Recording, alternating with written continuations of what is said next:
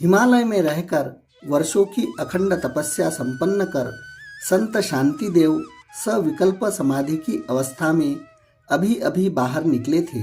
समाधि के चरम व गहन अवस्था में पहुंचकर उनकी आत्मा ब्रह्म ज्ञान की ज्योति से जगमगा चुकी थी। उनकी आत्मा में परमात्मा का परम प्रकाश उतर आया था। उनका चित्त गंगा जल सा पुनीत व पावन हो चुका था और उनके हृदय में करुणा, प्रेम, क्षमा, सत्य आदि ईश्वरीय गुणों की ऊंची ऊंची लहरें उठ रही थी। और उन ऊंची ऊंची लहरों के बीच बैठे संत शांतिदेव मानो संपूर्ण सृष्टि, संपूर्ण ब्रह्मांड का आलिंगन कर रहे थे। वे अपने शरीर रूपी पिंड में ही संपूर्ण ब्रह्मांड का दिग्दर्शन कर रहे थे और उससे निःश्रुत दिव्य एवं ईश्वरीय आनंद की आत्मिक अनुभूति कर रहे थे। अपने खुले हुए नेत्रों से वे ऊंचे नीले गगन को निहार रहे थे और उसी नीले गगन में चमकते जगमगाते सूर्य, चंद्र, तारे आदि सबको अपने अंतस के आकाश में भी चमकने दमकने की प्रत्यक्ष अनुभूति कर रहे थे। उनके रोम रोम में आनंद भरी पुलकन की एक दिव्य सिहरन हुए जा रही थी। इसी आत्मिक भाव दशा में घंटों बैठे बैठे वे इस जगत को साक्षी भाव से, दृष्टा भाव से निहार रहे थे। इस जगत के संपूर्ण प्राणियों को स्नेह व करुणा भरी दृष्टि से देख रहे थे। जगत के कल्याण हेतु उनके मन में दिव्य प्रेरणाएं कहीं ऊंचे लोक से उतर रही थी। वे सोच रहे थे कि जगत के लोगों के कल्याण हेतु उन्हें अवश्य ही कुछ करना चाहिए। शायद उनके लिए यह ईश्वरीय संदेश भी था और प्रेरणा भी थी। इसी दिव्य संदेश व प्रेरणा को हृदय में धारण किए हुए वे हिमालय से नीचे उतरे और अगले ही दिन जन जन के बीच जाकर ज्ञान की अलख जगाने को निकल पड़े। कई तीर्थों की यात्रा करते हुए, भ्रमण करते हुए वे जन जन के बीच जाकर उन परमात्मा के अमृत तुल्य ज्ञान का अभिसिंचन करने लगे। चलते चलते वे गंगा तट पर पहुंचे और फिर वहीं एक छोटी सी कुटिया बनाकर रहने लगे। अपनी नियमित तप साधना से निवृत्त होकर वे अपना शेष समय प्राय लोगों को ईश्वर का अमृतमय उपदेश संदेश देने में ही बिताया करते थे। उस दिन सोमवती अमावस्या होने के कारण गंगा तट पर लोगों की बड़ी भारी भीड़ उमड़ आई थी। लोग गंगा स्नान के बाद स्वतः ही संत प्रवर की कुटिया के पास एकत्रित होने लगे थे। देखते ही देखते वहां हजारों लोग जमा हो गए। सबने संत प्रवर का अभिवादन किया एवं वही स्थान ग्रहण किया। वे अभी भी मौन थे कि तभी उसी भीड़ में से बैठे एक श्रद्धालु व्यक्ति ने संत प्रवर के चरणों में अपना प्रणाम निवेदित करते हुए कहा, भगवान, हम सब अज्ञानी हैं, हमें शास्त्रों का ज्ञान नहीं है। हम गृहस्थ हैं और गृहस्थी के कार्यों में ही संलग्न रहते हैं। क्या कोई ऐसा मार्ग है, ऐसा उपाय है जिसे अपनाकर हम अपने सामान्य लोग भी ईश्वर प्राप्ति जैसे परम लक्ष्य को पा सके? भगवान, अज्ञान में पड़े हुए हम जैसे लोगों के संशय का निवारण आप जैसे सर्वगुण संपन्न संत व दुर्लभ महात्मा ही कर सकते हैं। इसीलिए हे भगवान, आप हम सबका मार्गदर्शन करें। संत प्रवर बोले, वत्स, यह संपूर्ण सृष्टि साक्षात ईश्वर की ही अभिव्यक्ति है। इस सृष्टि के रूप में, संसार के रूप में परमपिता परमेश्वर स्वयं को ही अभिव्यक्त कर रहे हैं।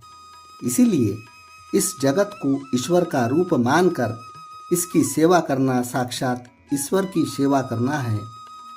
इस सृष्टि में तुम्हारे द्वारा किया गया हर कर्म ही ईश्वर के चरणों में अर्पित हो रही पूजन सामग्री है।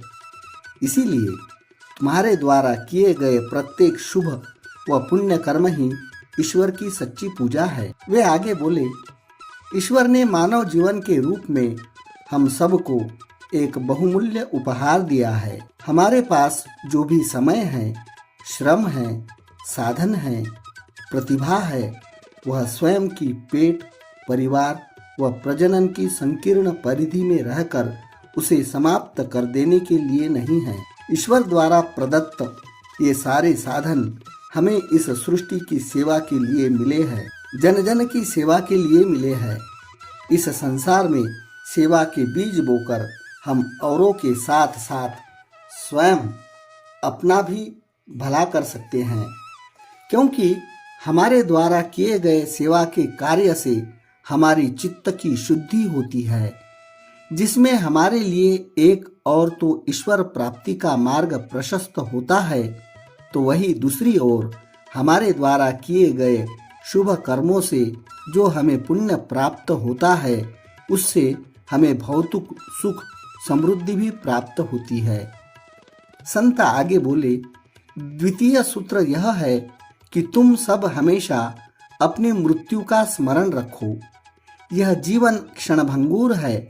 मृत्यु का स्मरण रखने से तुम इस संसार के प्रति होने वाली आसक्ति के बंधन से मुक्त रह सकोगे।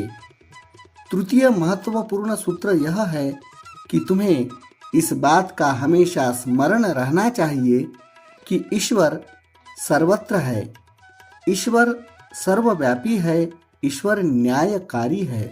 जो ईश्वर सर्वज्ञ और सर्वव्यापी है, न्यायकारी है, वह हमारे द्वारा किए जाने वाले हर कर्म का साक्षी भी है। इस बात का स्मरण रहने से तुम सदैव बुरे, अशुभ व पाप कर्म करने से बचे रहोगे और हमेशा शुभ कर्म करते रहने से तुम्हें शुभ फल, मधुर फल ही प्राप्त होंगे। संत ने आगे कहा, चतुर्थ महत्वपूर्ण सूत्र यह है कि संपूर्ण प्राणियों के प्रति कोमलता का व्यवहार करना, व्यवहार में सरल व निश्चल होना, मीठे वचन बोलना, आलस्य, प्रमाद व निंदा, चुगली से दूर रहना, देवताओं, पीतरों और अतिथियों को उनका भाग देना, सात्विक आहार ग्रहण करना, वीतराग पुरुषों का संग करना, उन्हें गुरु रूप में वरण करना, उनकी आज्ञा पालन करना एवं नित्य निरंतर पुण्य कर्मों में लगे रहना आदि निश्चित ही कल्याण के मार्ग है। इनसे उद्देश्य की प्राप्ति होने में कुछ भी संशय नहीं है। वत्स, पंचम सूत्र यह है कि तुम सब हमेशा शास्त्रों का स्वाध्याय करना।